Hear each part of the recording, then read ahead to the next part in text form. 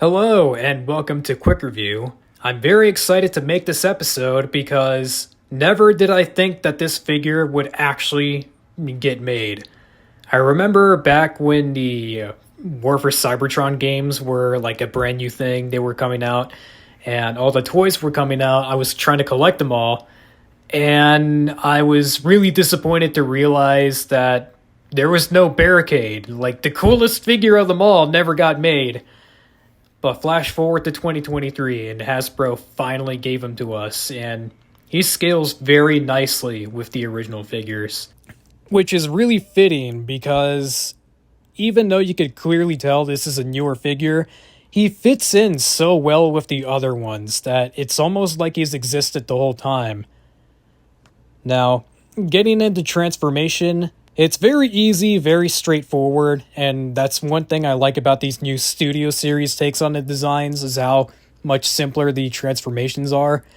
The only thing I really struggle with is trying to get this back piece untabbed. It just tabs in way too securely, which it's not a bad thing, it just feels like you're going to break the figure. But as I'm doing a transformation, I'm going to point out some nitpicks that I don't really like about the figure. So first and foremost, you probably noticed that I had to do some detailing myself. I had to do some custom paint work because straight out of the box, this guy is very bare bones. It comes with very minimal paint. One of the cool things I love about this particular Barricade design from the games is that he has this really sick dark energon glow effect all throughout him. It's especially prevalent on the wheels, and the wheels on this figure are completely unpainted. They're just completely black and just barren of like anything. So that kind of sucks. I really wish they did the same thing from the Siege Barricade where they just gave them purple translucent wheels and painted them. That would have captured the effect beautifully. But, you know, Hasbro, they got to cut corners. They got to cheap out. So whatever. Another nitpick that I have is that the gimmick for him to like swap his arm for the gun, it makes his arm really loose and it pops off like a little too much. It could just be my copy, but if it happens to mine, I'm pretty sure it happens to other people's as well. So that's just one thing that's kind of annoying. And then the final issue that I've seen everyone talking about, this guy cannot stand on his own 2 feet to save his life, which we will get into later. But for now, focusing on the rest of the transformation, you're going to want to make sure you get the arms all situated. And now comes the legs. You're going to want to go ahead and take this cockpit cabin section. I mean, they don't really have drivers, so I don't know what you consider that. You're going to want to split that in half. You're going to want to slightly raise the backpack so that way you could give them some clearance and some room to twist the entire torso 180. Like so.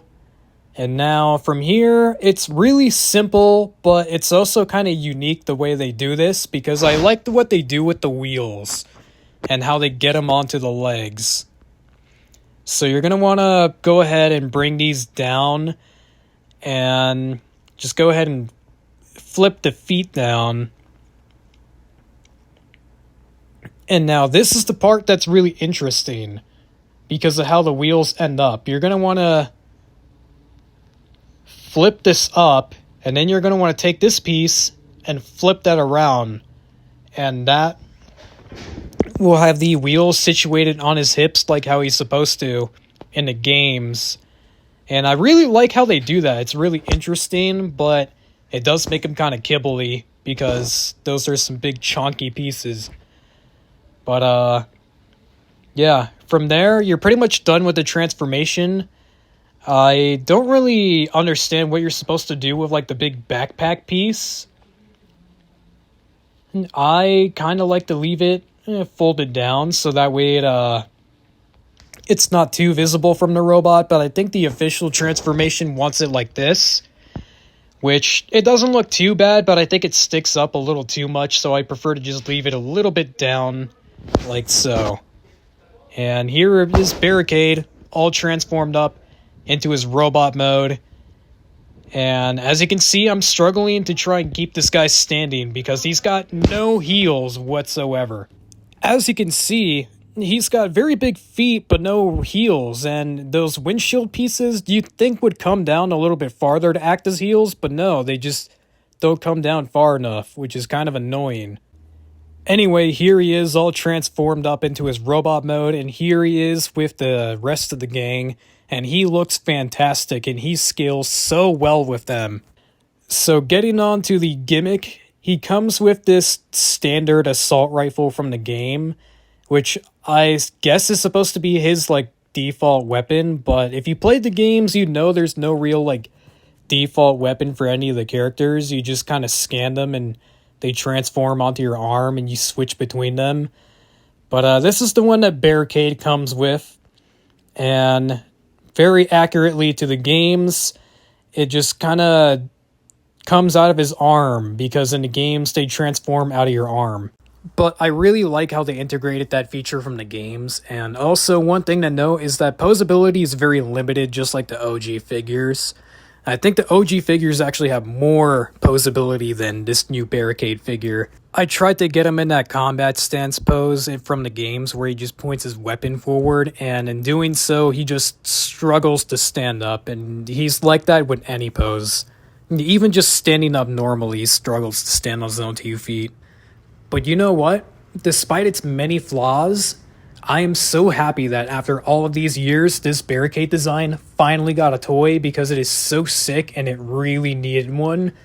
And for the first time of them making this design, it came out pretty damn good, and I'd say it was worth the wait.